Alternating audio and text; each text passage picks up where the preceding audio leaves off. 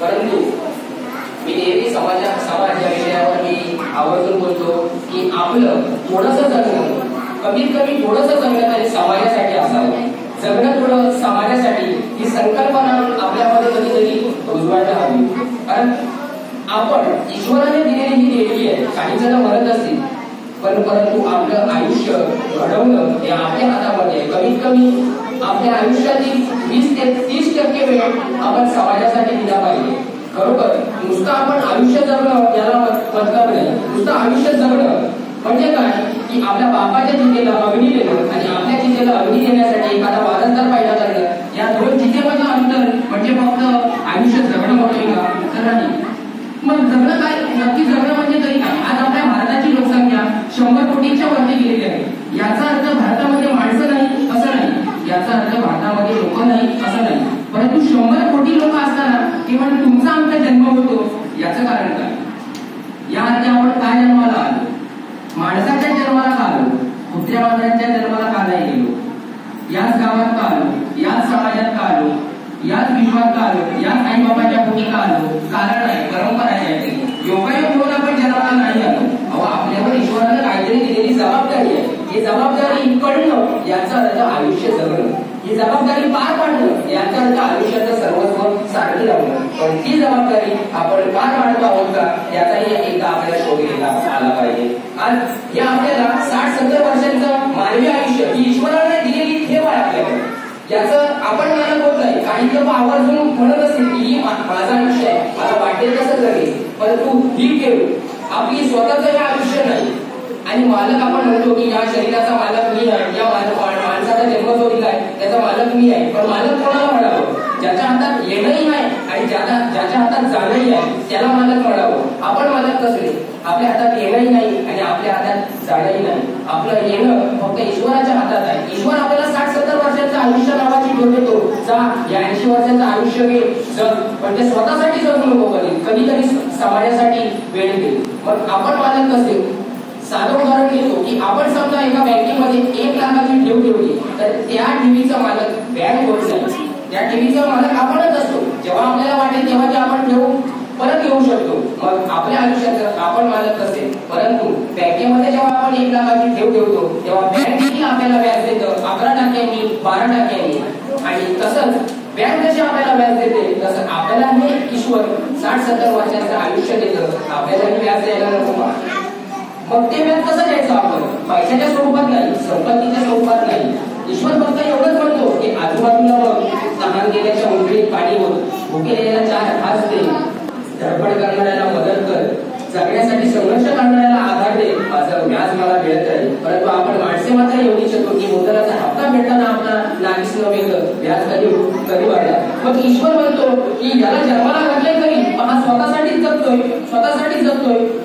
मग हा काय करतोय? मध्ये ईश्वर बघायला लागतो की ह्याला काहीतरी बघितलं पाहिजे. मग तो लहान असतो, तुमच्या एवढा असतो माणूस, चला बघूया 20 वर्ष 25 वर्षापर्यंत जातो, शाळा शिकतोय, अजून कामाला नाही लागलाय, जाऊ दे अजून याला आजकाल बघूया पुढं 25 वर्ष 35 वर्षापर्यंत तरी येतो माणूस. तो कुटुंबासाठी जगत असतो, समाजाकडे बघायला त्याला वेळ नाही. ईश्वर म्हणतो याला काहीतरी केलं पाहिजे, याला एक आठवण दिली पाहिजे किंवा तुला कशाला जन्माला लागतंय. तेव्हा ईश्वर चालता फिरत असतो, माणूस चालता फिरत असतो. असा 4 व्हीलरने रस्त्यावर जात असतो, अचानक म्हैस त्याच्या आडवी येते रस्त्यावर, परत अजून ब्रेक मारतो. गाडीच्या 4-5 पोलांच्या उड्या होतात, त्याच्या हातमध्ये 2-4 उड्या होतात. एक हाड इकडं कसा बसा गोळा केला जातो, रुग्णालयात नेला जातो, रुग्णशय्येवर ठेवला जातो, कसा बसा वाचतो. 4-5 महिने मृत्यूशी झुंजतो, मरता वाचतो. 12 झाल्यावर घरी आणला जातो. मग शेजारी बाजारी विचारतात काय रे काय झालं होतं? तर तो म्हणतो काही नाही, ही आडवी आली होती. अरे ही आडवी आलीच नव्हती, ईश्वरानं पाठवलेली मोठीच आडवी आली होती. राहिलेलं तेवढं तरी व्याज बघ, म्हणजे राहिलेलं तेवढं आपण जो आयुष्य राहिले तो तरी समाज कार्यासाठी वेळ दे. परंतु त्याचं काय नाही, चलते राहू बस, चलती का नाम गाडी. माणूस मात्र स्वतःसाठी जगायला असतो. 4 पैसे भेटले, गाडी घे, बाईक घे, फ्लॅट घे, घर घे, इथं जागा घे, पैसे उधळ बस. ईश्वर म्हणतोय हा विसरला असेल कदाचित, याला परत एकदा आठवण दिली पाहिजे, याला परत एकदा टोचन दिली पाहिजे की बाबा अजूनही वेळ गेलेली नाही, थोडंसं जगणं समाजासाठी दे. असाच चालता फिरत असतो, चांगला संसारिक असतो, अचानक आजारी पडतो, अचानक सडपातळ होतो, अगदी मारायला ठेवतो, परत दवाखान्यामध्ये जातो, पूर्ण गमावलेला आयुष्याचा पैसा दवाखान्यात घालतो, अक्षरशः 3-4 महिने पुन्हा एकदा मृत्यूशी झगडतो, मरता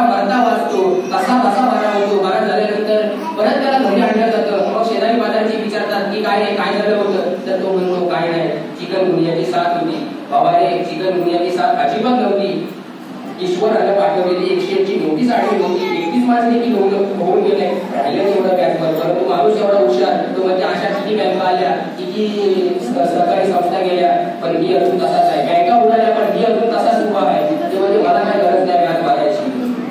ईश्वर विचार करायला लागला की माणसाला पाठवलंय तरी पण स्वतःसाठीच जगतोय. ही माझी, हे विश्व माझी बँक आहे.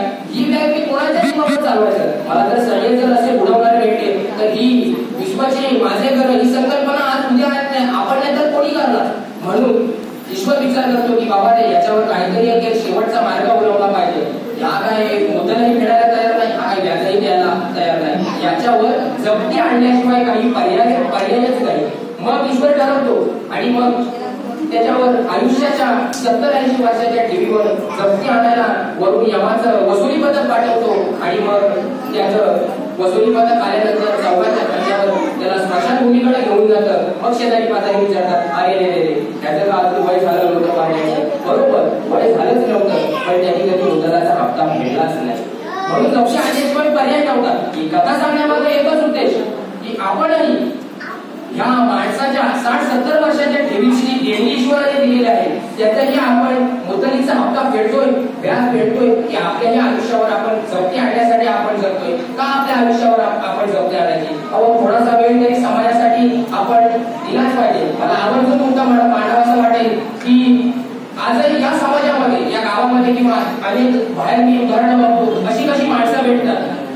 जर आपल्या घरी एखादा पाहुणा आला तर त्याला भेटून मटणाचा बेत असते, त्याला चिकन खायला घालतील, त्याला मटण खायला घालतील. चांगली परिस्थिती असेल तर त्यांनी संध्याकाळी सोय पण करतील. परंतु त्याला असं म्हटलं की बाबा रे, समाजासाठी 10 रुपये दिले की त्याला ते जमायचं नाही. या अशा गुणास्पद व्यक्तींची अतिशय चीड निर्माण येऊन त्यातून समाजसेवक कधीच घडत नाही. आतापर्यंत समाजसेवक फिरवणारे भरपूर भेटले, पण या गावामध्ये आई गावदेवी डान्स ग्रुप व आई गावदेवी मित्र मंडळासारखा समाजसेवक अजून